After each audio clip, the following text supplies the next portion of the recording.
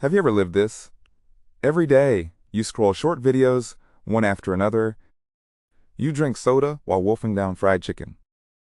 You don't burn an ounce of effort, and you feel happy easily. But the moment you put down the phone, finish that junk food, what hits you is a brutal sense of emptiness. Your body feels hollowed out. You can't lift a finger to do anything. The whole day just slipped. Then a voice in your head whispers, just open the next one, the next clip will be better. So you sink deeper into that loop, where one tap brings instant pleasure. This is top-tier logic, mojo. We see through the logic of money, because wealth is the only chip, to real freedom in this brutal world. This thing dragging us down is called low-grade pleasure. The reason we feel chronically tired, even losing passion for everything around us, is because we're addicted to cheap stimulation. Today I'll show you the brain's deepest secret, why ordinary people run from pain and top players stay hooked on discipline and suffering. First point, the brutal gap between dopamine and endorphin. The poor are obsessed with dopamine's quick high. Dopamine is a reward chemical. When you eat sweets, play games, scroll social media, it releases instantly, lighting up your brain. But it's actually a master liar. What it gives you isn't real happiness, it's endless craving. Back in the 1950s, the neuroscientist Dr. Olds ran an experiment that shocked the world. He implanted a probe into a rat's brain. Whenever the rat pressed the metal bar in its cage, it triggered a tiny current, releasing dopamine in the brain. The result? A rat known as number 34, chasing that stimulation, ignored its favorite water and food right beside it. It pressed that bar over 7,000 times, until finally, it collapsed and died of exhaustion. That is the horror of dopamine. It hooks you, but never gives you true satisfaction. The rich chase a higher chemical. Endorphin is a compensation mechanism. It only releases after you push through effort and pain. Like the rush after finishing a marathon, the calm after closing a brutal book. What it gives you is deep, lasting peace and satisfaction. The poor chase cheap thrills. The rich only pay for high-grade fulfillment, on the other side of delayed gratification. Because of this endorphin mechanism, second point, ordinary people run from pain. The fierce ones, our brain naturally seeks pleasure, avoids pain. Facing tough work, hard training, instincts kick in, push us toward comfort. But real masters know pain is the only road. In 2013, NBA legend Kobe Bryant suffered a torn Achilles tendon mid-game. For most people, that level of injury makes you roll on the ground in agony.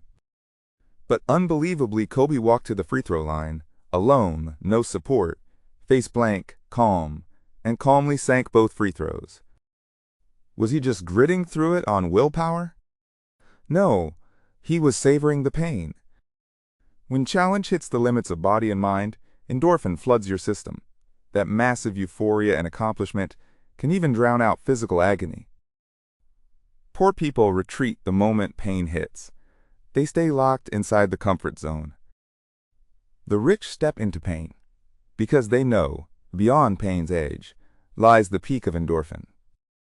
So if dopamine is so empty, third point, your dopamine threshold.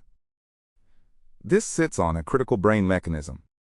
To maintain balance, when you keep feeding your brain high-intensity, cheap stimulation, it auto-dials down dopamine receptor sensitivity. The result? You need stronger, faster stimulation to feel the same high you used to feel. Those tech companies, they use the variable reward principle. Every swipe, you don't know what's next. That unknown anticipation keeps pushing your dopamine to peak after peak. Over time, your threshold climbs higher and higher. Then, a terrifying thing happens. Slow pleasures that require effort, like reading a book, finishing a project, working out, become utterly dull. They can't excite you anymore. You haven't gotten lazy. You've been fed cheap dopamine until you've gone numb. The rich stay passionate about deep things because they control hard. They never let their dopamine threshold get spoiled by cheap stimulation. So how do you get your drive back? Fourth point. The rich never fake discipline through grit.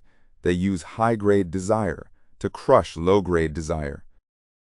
So many people know they should be disciplined, but after 2 or 3 days, they fail and spiral into self-blame.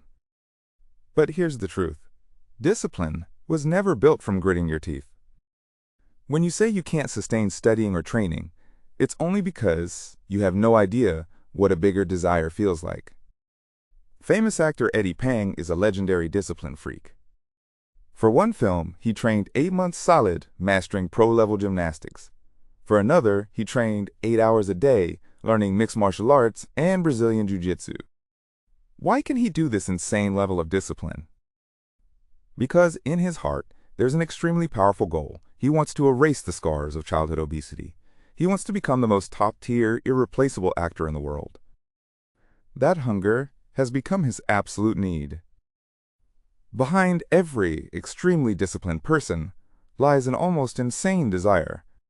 When you have a high-grade desire, that intense, the low-grade temptations of food and fun naturally lose all attraction.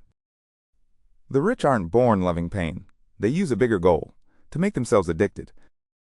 Now we get to the most fundamental rule beneath this whole episode. Fifth point. Pleasure and pain are a scale in perfect balance. Neuroscience discovered our brain instinctively keeps pleasure and pain. What does this mean? It means every pleasure has a price. The more intense the high, the deeper the pain that follows, that emptiness, that crash. That's exactly why, after binge watching, scrolling, or overeating, what hits you is doubled emptiness. The scale has to rebalance. It tilts hard, toward the pain side. But this law, reversed, becomes the master's weapon. If you choose to put pain first, sore muscles from training, the boredom of learning, the grind of deep work, then by this scale's balance, the reward, the fulfillment of endorphin, will absolutely wait for you on the other side. The poor pick sweet first, bitter later. They take the cheap thrill up front, then suffer doubled emptiness, sliding deeper into decay. The rich pick bitter first, sweet later. They pay the cost of pain up front, leaving the rich reward for later. Understand this scale, and you hold the switch to your own life state. Ask yourself, how long has it been since you truly poured sweat or thought deeply? Are you still letting yourself drown in that short-lived rush, burning your most valuable potential? Remember, this world is always fair. Choose ease and indulgence. You accept future mediocrity. Choose discipline and proactive pain. Time will hand you a rich harvest. Dopamine only brings a fleeting party. Endorphin builds lasting strength. Starting today, put down the phone. Embrace those challenges that hurt you. When you learn to savor pain and turn discipline into instinct, nothing in this world can stop your forward stride. If this episode moved you, please subscribe to Top Tier Logic, hit like, and ring the bell. Next time, we keep uncovering the logic behind growth and wealth. I'm Mojo. See you in the next one.